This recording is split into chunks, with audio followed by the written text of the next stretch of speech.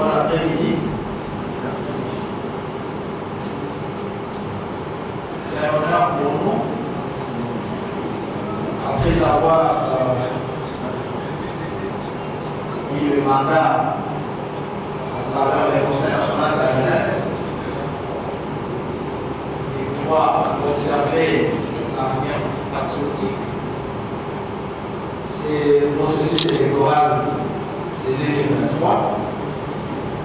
Nous voici aujourd'hui à notre rapport d'État, après plusieurs déclarations évidemment présentées par nous, la politique CNJ, au nom et pour le compte de la jeunesse. Le rapport d'État et la mission d'observation du Conseil national de la jeunesse pour le scrutin combiné du 20 décembre 2022. L'observation électorale citoyenne fait partie intégrante du processus électoral dans le bon nombre de pays du monde. Cette observation électorale impartiale permet aux citoyens de jouer un rôle actif dans leur propre démocratie et d'assurer que les institutions gouvernementales doivent prendre en compte quant à la conduite électorale, l'honnêteté et crédibilité. La mission d'observation électorale du Conseil national de la jeunesse, Moïse CNJ, a mobilisé les 45 000 observateurs sur l'ensemble du territoire national et ont évalué les élections combinées du 20 décembre conformément au cadre légal électoral et aux bonnes pratiques.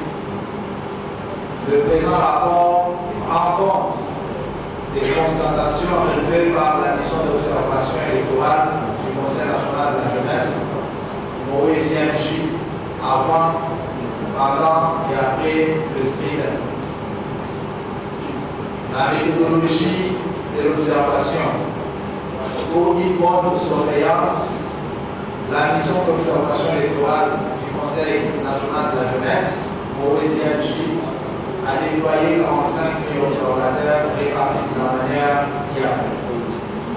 42 425 observateurs de groupe d'armes dans les bureaux de vote et de dépouillement, 20 membres de l'équipe cadre au niveau central, 7 analystes politiques, statisticiens, juridiques, électoraux et des experts en médias. 104 membres de 26 coordinations provinciales.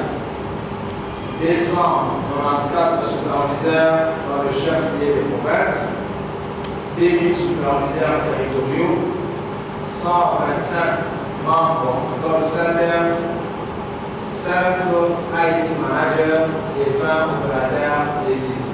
Énergie correcte. Et d'autre part, produit à l'intention des observateurs un formulaire support des collectes des données électorales relatives à l'ouverture des bureaux de vote et du déroulement, les déroulements du vote, la clôture du vote, les dépouillements ainsi que l'affichage des résultats. La retransmission des données électorales à l'équipe cadre a été faite grâce aux SMS et par WhatsApp pour analyse, traitement et production des communiqués, des déclarations et rapports d'État. Préparatif des scrutins. Point A. Point 1. Cadre légal. La République démocratique du Congo est un pays membre de l'Organisation des Nations Unies. Les pays à ratifier bon nombre d'accords et traités régionaux, sous-régionaux et internationaux qui lui imposent un discernement des obligations en matière des droits de la personne humaine et plus spécialement celles liées aux élections démocratiques. Pour sa part, la Moésienne Juive apprécie les efforts du pays pour conformer son cadre juridique électoral aux standards internationaux. Des élections démocratiques qui intègrent ces dernières en son sein par la voie de l'article 215 de la Constitution qui leur confère une primauté sur les lois nationales. La Moésienne Juive relève que le cycle électoral de 2018 avait fait l'objet des critiques de la part des partis prenants au processus électoral, particulièrement les missions d'observation électorale nationale à travers leurs recommandations. Prenant en compte ces recommandations, les législateurs avaient, dans l'exposé des motifs de la loi numéro PDBA 029 du 29 juin 2022, relevé l'accent de la compilation et de la traçabilité des résultats, les déficits de transparence des opérations de vote, la confusion sur le vote électronique, les dysfonctionnements de la Commission électorale nationale indépendante et j'en passe. En vue d'avoir un système électoral plus compréhensible et plus visible qui permet d'éviter des crises politiques, régulant non l'une des causes fondamentales et la contestation de la légitimité des institutions et de leurs alimentaires. Des innovations ont été apportées à la loi électorale. Celle-ci touche plus généralement à la transparence des opérations de vote, au mode de scrutin et à la certification des résultats qui participent à l'amélioration du système électoral. Il s'agit de l'introduction du seuil de recevabilité des listes de prorata de 60% des sièges en compétition, la prise en compte de la dimension genre dans la constitution des listes conformément à l'article 14 de la Constitution. La distinction des inéligibilités définitives pour les crimes graves, génocide, crimes contre l'humanité, crimes de guerre, et celle temporaire pour les autres infractions. La définition d'un régime légal exhaustif pour le vote électronique et semi-électronique. L'obligation pour la Commission électorale nationale indépendante d'afficher les résultats du bureau de vote à bureau de vote au niveau des centres de vote et des centres de compilation des résultats. L'obligation pour la Commission électorale nationale indépendante de publier tous les résultats du bureau de vote à bureau de vote sur les sites internet de la Commission électorale nationale indépendante. L'obligation pour la Commission électorale nationale indépendante de publier la cartographie électorale 30 jours avant le début de la campagne. L'obligation pour la Commission électorale nationale indépendante d'assurer la transmission des billes destinés aux cours et tribunaux ayant des traitements de contentieux. L'obligation pour les cours et tribunaux de se servir des billes contenant des procès-verbaux lors du traitement des contentieux. S'agissant de la loi électorale, la Moésienne Juive note qu'elle a été adoptée par les deux chambres du Parlement, Assemblée nationale et Sénat, et promulguée par le chef de l'État. Elle n'a pas fait l'objet d'attaques en inconstitutionnalité devant la Cour constitutionnelle. Elle a pris en compte les régimes juridiques des observateurs, article 42 de la loi électorale, article 32 à l'article 37 de la loi portant l'identification et l'enrôlement des électeurs, article 108 à article 221 de la décision numéro 036 par CI par AP 2022 du 25 avril 2022 portant mesures d'application. Mais aussi les témoins, article 37 à 41 de la loi électorale, article 29 à 31 de la loi portant identification et enrôlement des électeurs et des articles 101 à 107 de la décision numéro 036 CI/AP par 2022 du 25 août 2022 portant mesures d'application et enfin les journalistes. Point 2. Administration électorale. Conformément à l'article 211 de la Constitution, à la loi électorale numéro 22/029 du 29 juin 2022, dans son article 2 et à la loi organique numéro 21/012 du 3 juillet 2021, dans son article 9, la Commission électorale nationale indépendante est chargée d'organiser et gérer en toute indépendance, neutralité et impartialité, la régularité et tout le conseil des processus électoraux. La OSNG a noté que la CED a publié le calendrier électoral, organisé l'identification et l'enrôlement des électeurs. Calendrier électoral. La CED a publié le calendrier électoral en date du 26 novembre 2022 en vue de lui faciliter une bonne mise en œuvre des activités des opérations électorales. La Mauricienne a constaté que la CED a mis en œuvre de manière régulière les activités prévues au calendrier. L'identification et enrôlement des électeurs.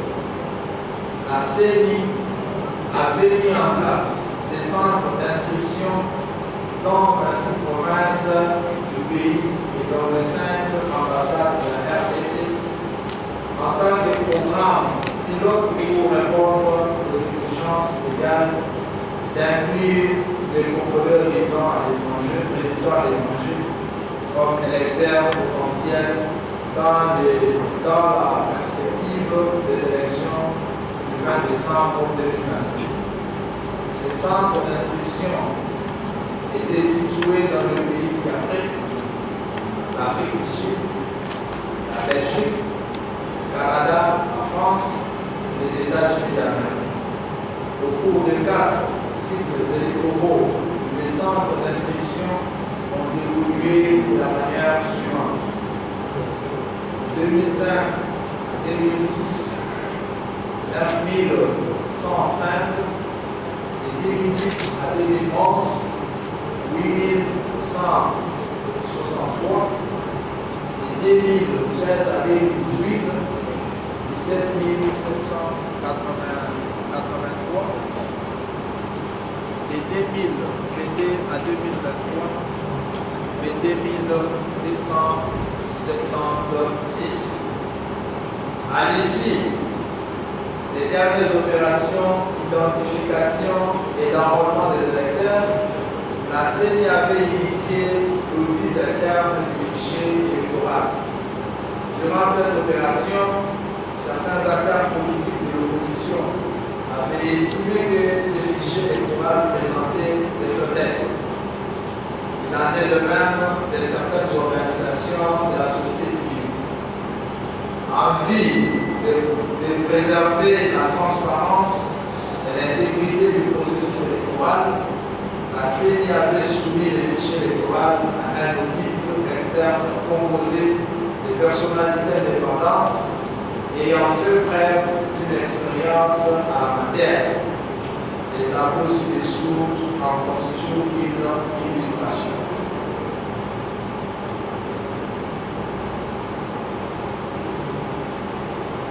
Parlant du recrutement des formations des agents électoraux.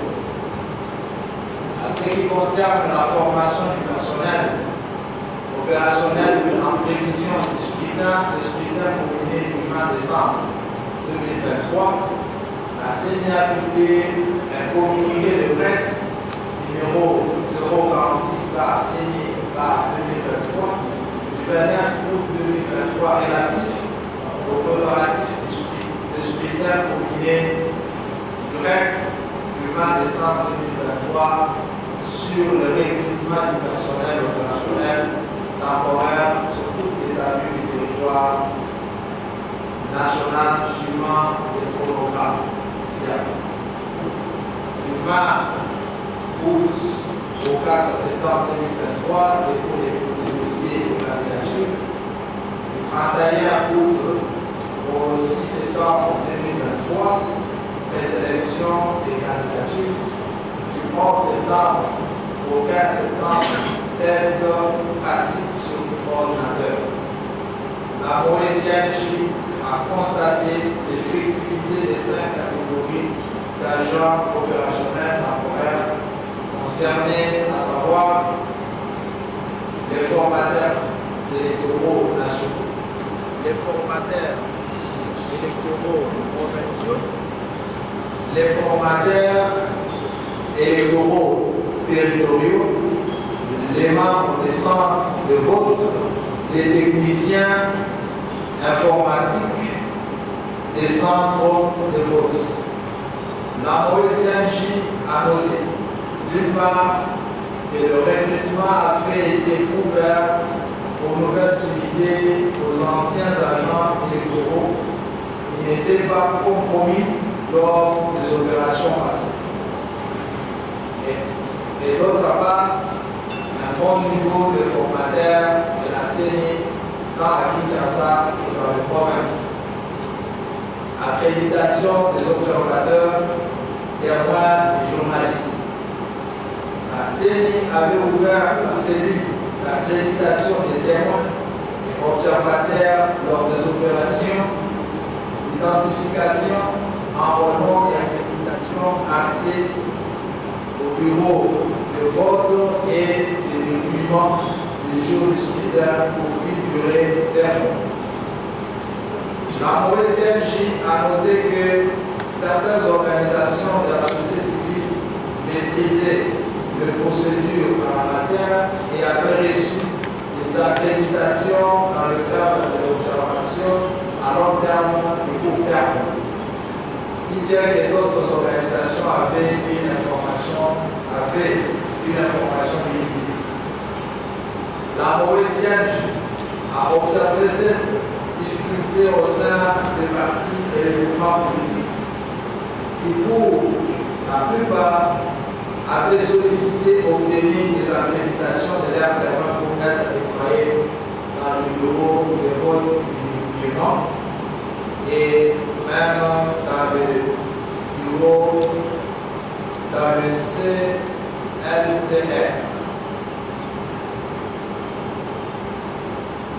Et ce qui est de la convocation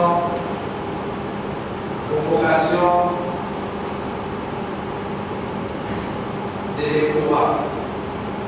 La CENI a publié le communiqué de presse numéro 027 par CENI par 2023 du 12 juin 2023 portant convocation de l'électorat pour la députation nationale prévue le 25 juin 2023, conformément au calendrier électoral du 26 novembre 2022.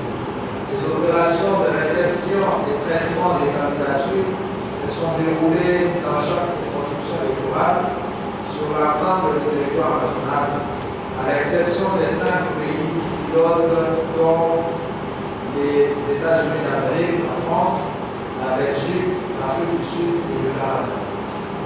La MOECNJ a relevé que la CENI, à travers ses communiqués, invite les partis et les groupements politiques légalement constitués, ainsi que les candidats indépendants, à apporter leur dossier de candidature conformément aux dispositions des articles 9, 10, 12, 21, 22, 115 à 127 de la loi électorale et aux dispositions 80 pertinentes des mesures d'application de la loi électorale.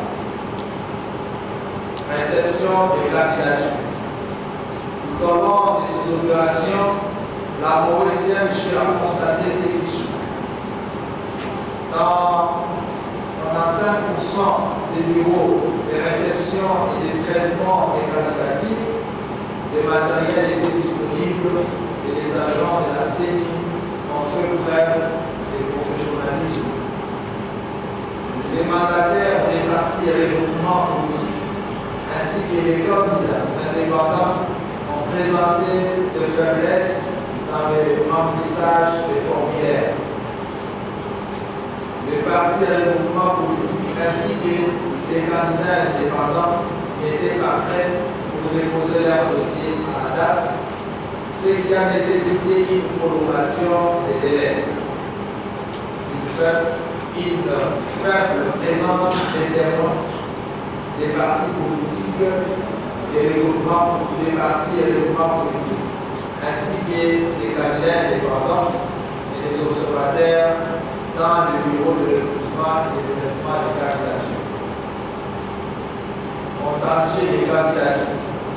Après la publication des listes provisoires, la Cour constitutionnelle et la Cour d'appel ont traité de différentes requêtes des candidats dont certains ont été rétablis dans leur droit.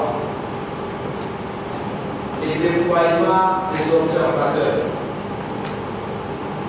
Le processus électoral de 2023 a une particularité par ses précédentes, surtout dans le nombre d'observateurs nationaux et internationaux déployés, dont nous pouvons citer les principaux mots qui ont manifesté leur présence.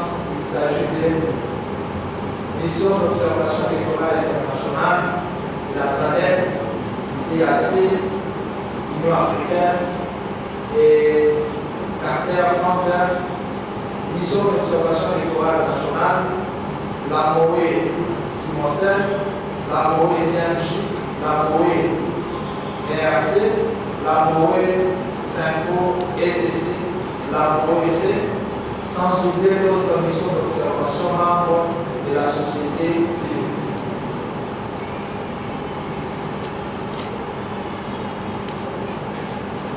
Vous verrez dans les tableaux qui est devant vous, la MOE-CNJ a déployé 35 000 observateurs au terme.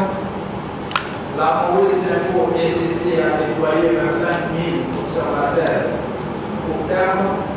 La MOE RC a déployé 17 000 observateurs au terme. La MOE Simonsel a déployé 10 000 observateurs au terme. Et la MOEC a déployé 3 000.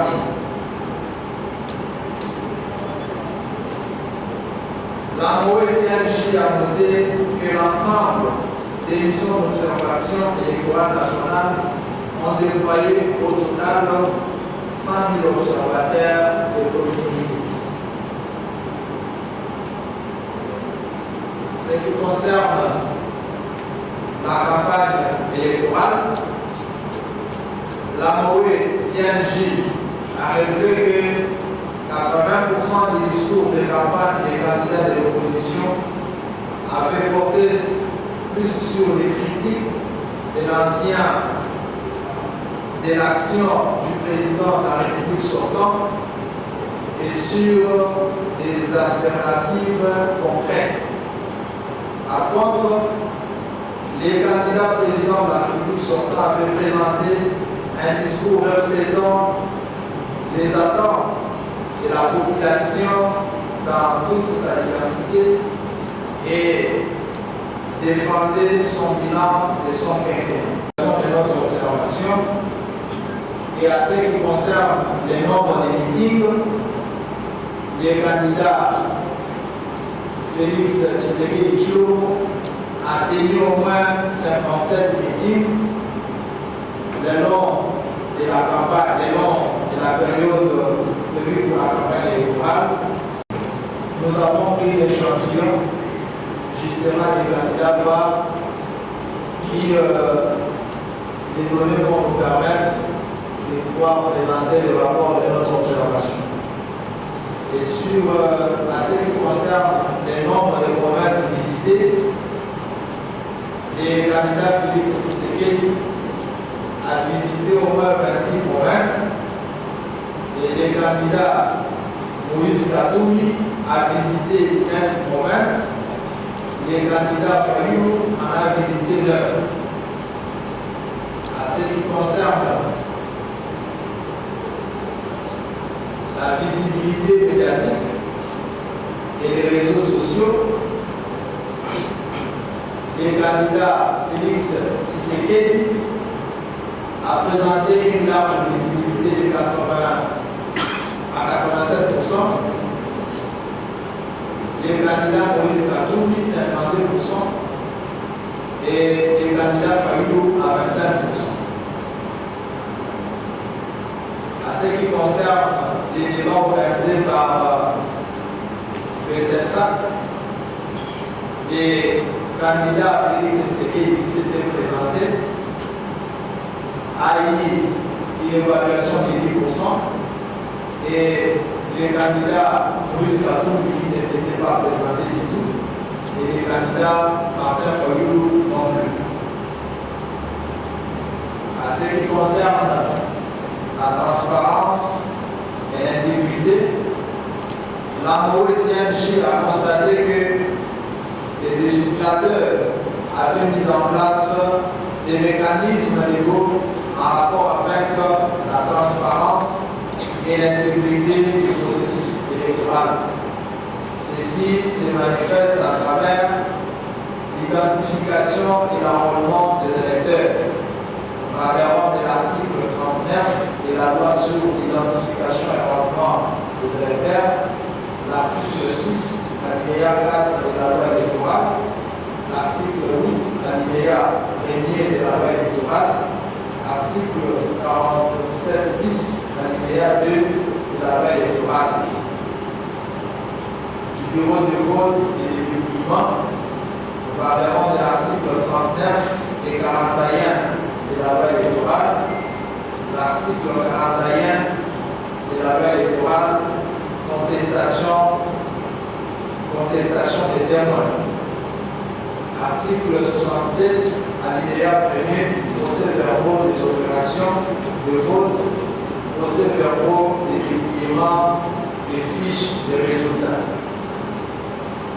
Centre locaux de compilation des résultats, article 69 et 70 de la loi électorale et du bureau de la CENI. L'article 71 de la loi électorale, publication des résultats provisoires. En dehors des mécanismes légaux de transparence et d'intégrité, la CENI a mis en place le centre de publication des tendances appelé Centre Bossolo. En ce qui concerne l'observation du jour des scrutins, procédure du vote, fermeture des bureaux de vote et dépouillement et affichage des résultats. La CNJ a reçu 36 909 formulaires et on a compilé 28 051. Ce qui fait des déploiements des observateurs de court terme de la CNJ, c'était 100%, et les formulaires reçus, c'est 87%, les formulaires compilés jusqu'ici, c'est 36%. L'incident, la CNJ a noté l'ouverture d'actifs des bureaux de vote et des dépouillements. La CNJ a noté que certains bureaux de vote et des dépouillements ont été ouverts tardivement. C'est le cas de plus de 80% des bureaux de vote et des dépouillements à Andekese et Apoko Kabaka, faute des clés ISP. Cette situation a exposé le membre des bureaux de vote et des documents aux actes d'intimidation de la part des civils. La province de Maï-Lomé territoire de qui les observateurs de la OSNJ ont renseigné que des incivils ont incendié les bureaux de vote et des documents ainsi que des matériels électoraux, notamment les dispositifs électroniques de vote. Cette situation s'est déroulée dans le secteur des pensions. Province de l'Équateur, ville de Mbandaka, les observateurs de la OSNJ ont noté que les cibles de vote des Bokobosi, abritant 9 bureaux de vote et de dépouillement, a été vandalisé par des incivils qui accompagnaient un candidat président de la République, ce qui a causé de vives tensions pendant plusieurs heures et interrompu le déroulement normal du vote. Province de la Choco, territoire 5 secteur de Tola. La OSNJ a noté qu'un candidat député national, secrétaire général du parti politique Ensemble pour la République, avait d'une part continué à battre la campagne le jour du vote autour des centres de vote pour influencer son choix et celui de son candidat président et de l'autre. Tenter de prendre des devs en collaboration avec le chef du centre de vote de Tola. Devant la vigilance des jeunes, ils n'ont pas pu déplacer les devs dans les territoires de Saint, à l'épée, à Bossé, Lumumba, où les incivils ont sémé des actes de vandalisme perturbant le bon déroulement des scrutins. L'ordre a été rétabli grâce à l'intervention des agents de l'ordre. Province du Sud-Kivu, ville de Bukavu, territoire de Kabare et Walloum. Les observateurs de la OSNJ ont noté que certains cas des partis politiques de l'Union sacrée pour la nation ont mis en place des sites de corruption des électeurs et auraient tenté de connivence avec certains agents électoraux d'emporter des devs dans des lieux inconnus de la cartographie du bureau de vote et des documents. Ceci avait retardé le vote dans au moins 5% des sites de vote, au point que certains candidats mieux élus, membres du parti, qui se seraient vu attribuer des voix qui ne reflètent pas la vérité. La OSNJ a noté que, comme de même la police avait mis la main sur ces cadres de l'Union sacrée pour les griefs portés à leur charge, ces derniers avaient été libérés sur ordre d'une certaine hiérarchie.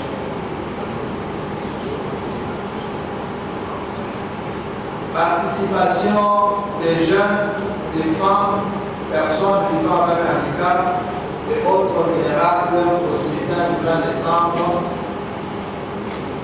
Nombre de formulaires précis et complets. La OSNJ part, c'est 42 425 observateurs pourtant a dénombré 36 909 formulaires reçus et 28 051 formulaires compris.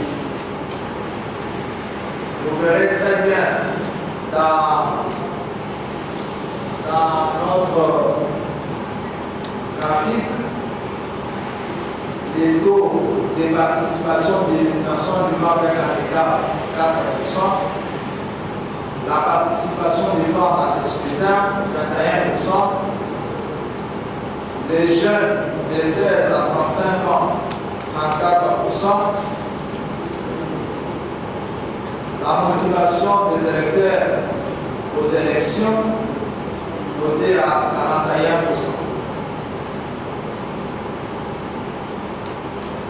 Et là, nous allons vous présenter la subdivision d'observation par zone linguistique.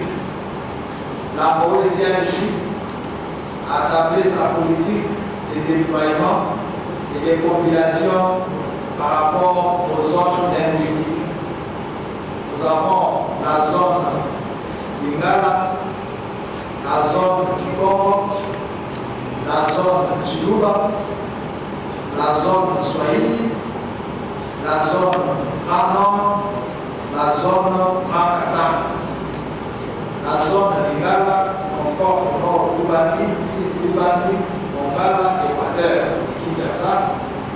La zone Kikongo comporte Maïlombe, Congo central, Kwilu, Chouamou. La zone Chiluba comporte Samburu, Kasaï, Lomami, Kassa oriental et Kasaï central. La zone Swahili comporte Ituri, Nord Kivu, Sud Kivu, Manième. La zone Grand Nord comporte Bazouélé, Otuélé, Tchoko, Tchouak. Et la zone Grand Katanga comporte Tanganyika, Kolomani, Doualaba, Fond-Katanga. Taux de participation des électeurs par zone. Nombre de votants par province. Dans la zone Lingala, pour Kinshasa, nous avons, s'il vous plaît, pour Kinshasa, nous avons enregistré 1 700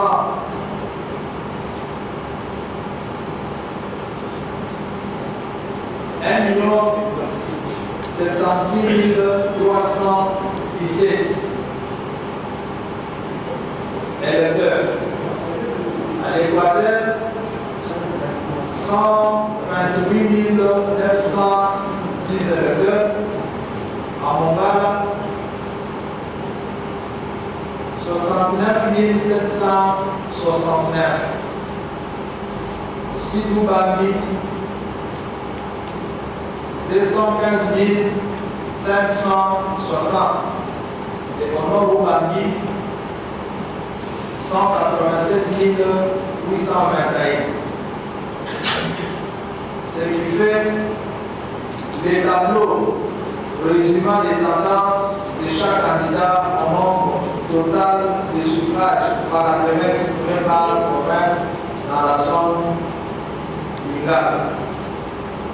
Nous avons pour la zone Lingala, selon les informations remontées par nos observateurs, les candidats Moïse Katoumi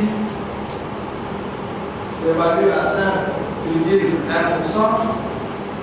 Les candidats Félix Antoine Sekeli Chilongo, 80,2%. Les candidats Fayou, 8,63%. Et les candidats Mouégué, 0,1%. Pour la zone du Congo, nombre de votants par province observés, Congo central, 450 732 électeurs, Ouamou, 41 800, Kwilu, 125 775, Maïlombe, 140 905. Pour la zone du Congo, le candidat Moïse Katumbi a obtenu 2,7%. Le candidat Félix Tshisekedi, 82,7%. Le candidat Martin Fayulu, 12%.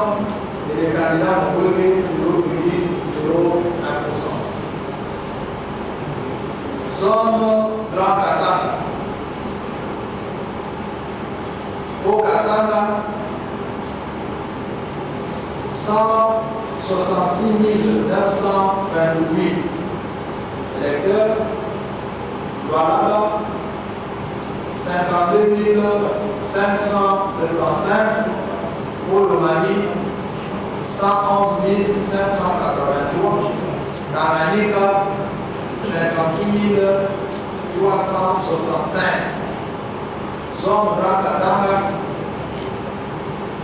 les candidats Moïse Katumbi, 74,1%. Félix Tshisekedi Tshilombo, 23,9%. Martin Fayulu, 0,21%. Et Dr. Denis Mukwege, 0,01%. Zone Swahili Est.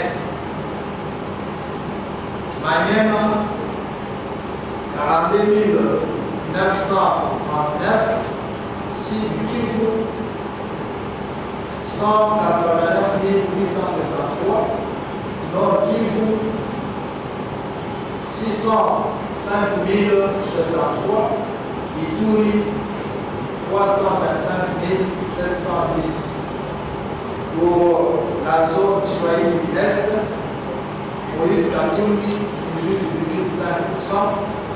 Félix Tshisekedi, 77,6%. Martin Fayulu, 1,02%. Mukwege Béni, 0,06%. Zone Chiluba Grand Kassai. Sampuru, 111 560. Kassai Central, 304 699.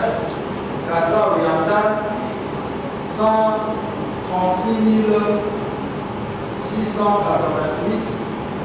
Kassai, 128 958. Lomami, 288 660. Zone Chiluba Grand Kassai, Moïse Katumbi, 1,7%. Tshisekedi Félix, 97,3%. Martin Fayulu, 0,11%. Denis Mukwege, 0,003%. Zone Grand Nord. Joaba, 26 406. Joko, 261 677. Otouélé, 254 471. Bazouélé, 33 812.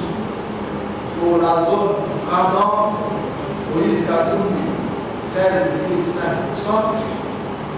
Félix Tshisekedi, 79,8%. Martin Fayulu, 1,07%. Denis Mukwege, 0,1%. Vote exprimé par zone linguistique. Congo, 759 212 000. Grand Kassai, 970 565 voix. Lingala,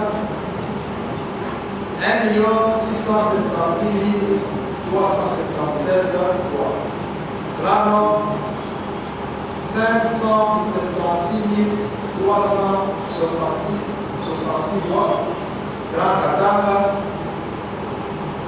3 389 471 voix.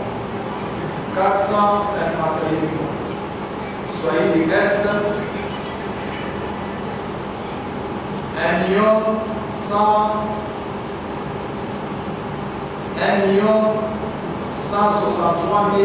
795 voix. Vote exprimé sur toute l'étendue du territoire national. Félix Antoine Thierry Chilobo, 79,1%. Moïse Katou Djabo, 12,6%. Martin Fayou, Martin Adi Fayou, 4,6%. Et Denis Moubouye, 0,31%.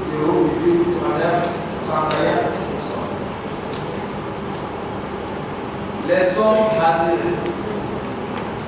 La CENI a organisé les élections conformément aux lois et règlements ainsi qu'à son calendrier malgré les contraintes liées à la logistique dans certains points du pays.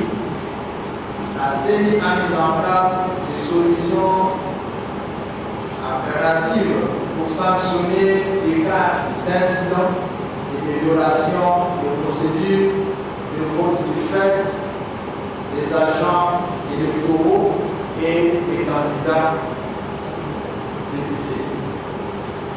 À la différence des 3 derniers cycles électoraux, 2006, 2011, 2018, dominés par le vote sociologique, le 4e cycle électoral de 2023 a mobilisé le peuple congolais autour d'un noyau véritablement patriotique et de la responsabilisation. Recommandation au gouvernement de la République: assurer la sécurisation des personnes et des biens avant, pendant et après les élections, assurer la sécurisation des agents électoraux, des groupes électoraux qui décident de vote, mais aussi de pouvoir prendre en charge les cas d'incidents de courage identifiés par plusieurs candidats et de l'opposition et de l'union sacrée.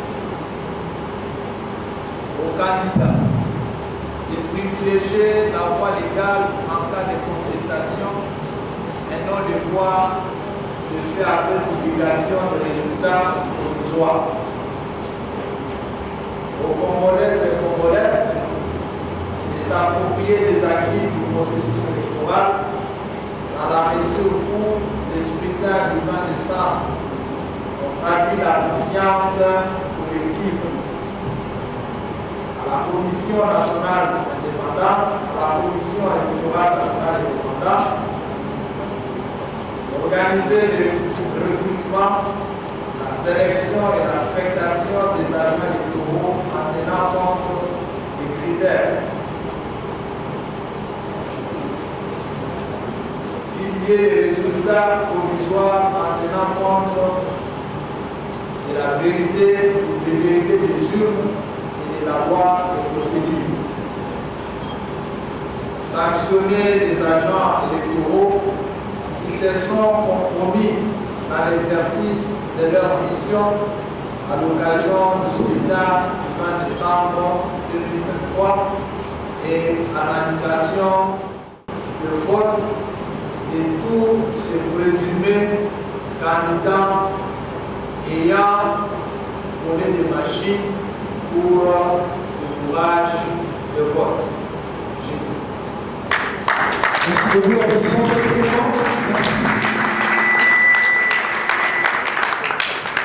Merci beaucoup, monsieur l'ambassadeur.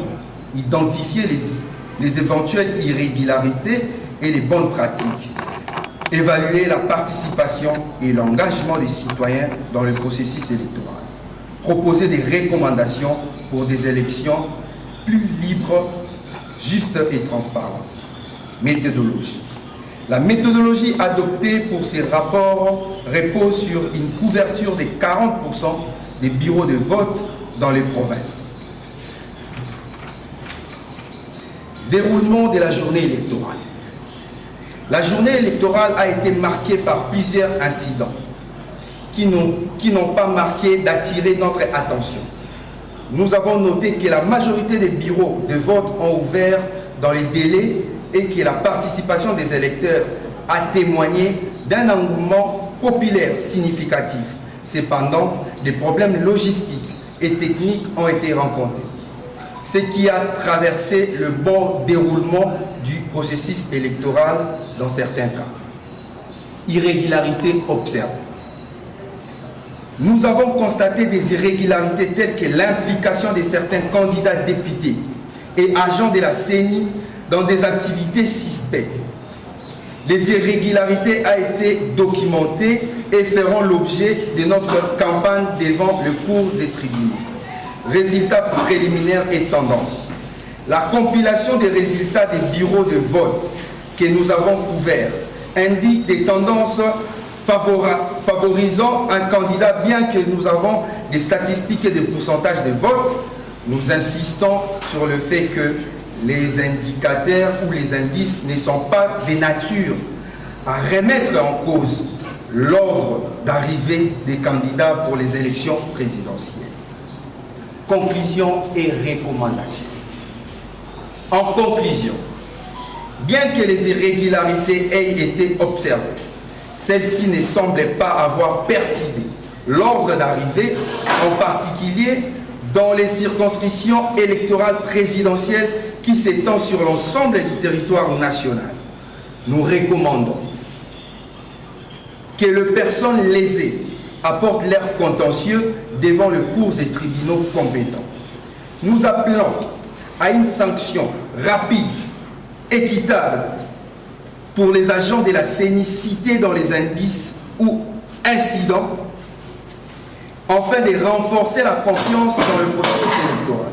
Enfin, nous exhortons le peuple congolais à sauvegarder la paix et à éviter tout discours susceptible de perturber la paix sociale.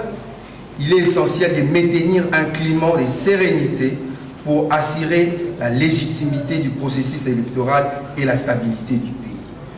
Nous restons engagés dans notre mission d'observation et continuerons à suivre de près les déroulements du processus électoral jusqu'à son aboutissement. Fait à Kinshasa, le 29 décembre 2023, les signatures des représentants des organisations de jeunes, mouvements citoyens dans les tableaux qui suivent. Merci. Vous bougez, c'est beau, c'est là.